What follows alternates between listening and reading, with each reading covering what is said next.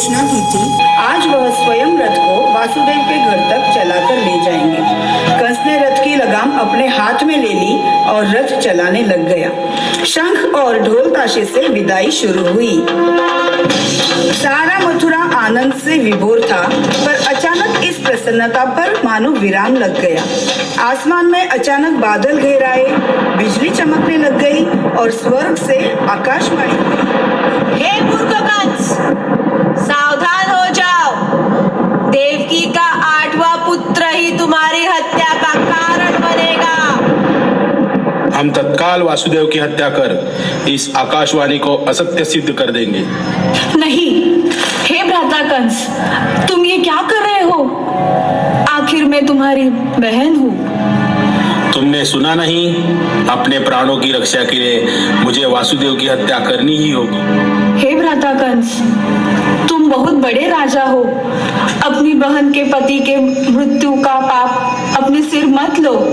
हम सबको एक दिन मरना ही है और हम निर्दोष हैं। कृपा करके मेरे पति को जीवित रहने दो। मैं यह वचन देती हूँ कि मैं जब भी बालक को जन्म दूंगी, वासुदेव स्वयं उस बालक को तुम्हें सौंप देंगे। फिर तुम उसका जो चाहे वो कर सकते हो। बहन, मुझे तुम पे पूरा विश्वास है। मैं तुम्हें जीवन दान देता हूँ, परंतु तुम्हें मेरी निगरानी में अर्थात मथुरा के कारागार में रहना होगा। तत्काल देवकी और वासुदेव को कारागार में डाल दिया। इस तरह खतरे को दूर होते देख देवकी और वासुदेव ने राहत पाई। उन्होंने ईश्वर से प्रार्थना की और सब कुछ भविष्य के ऊपर छोड़ दिया। समय गुजरता गया।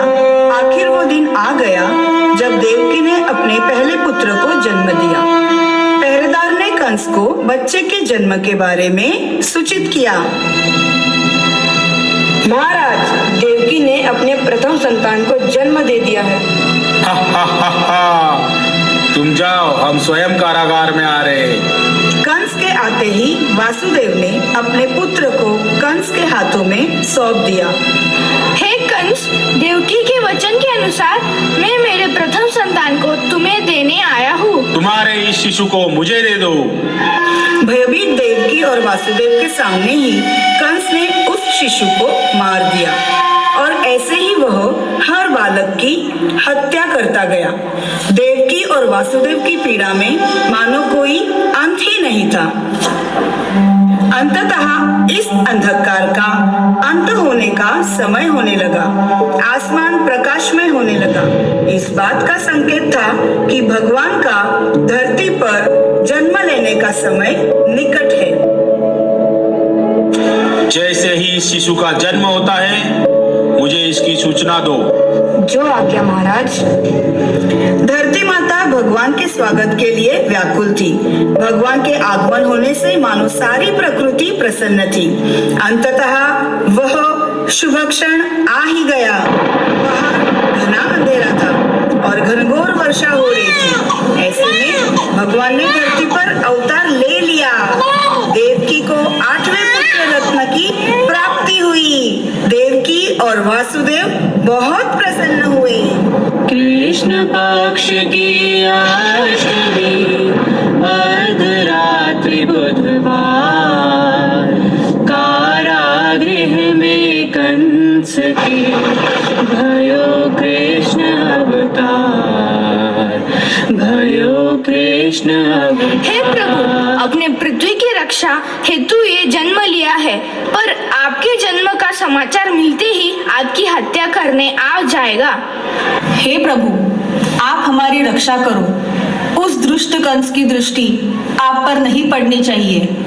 अचानक एक चमत्कार हुआ। वासुदेव और देवकी जंजीर से मुक्त हो गए। कारागार के द्वार अपने आप खुल गए।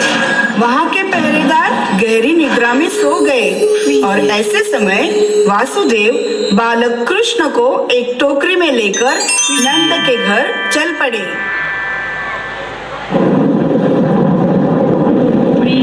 निछावर हो रहे, बरसे सौ सौ धार, दमक दमक दामिनी कहे, देखूं मुख एक बार।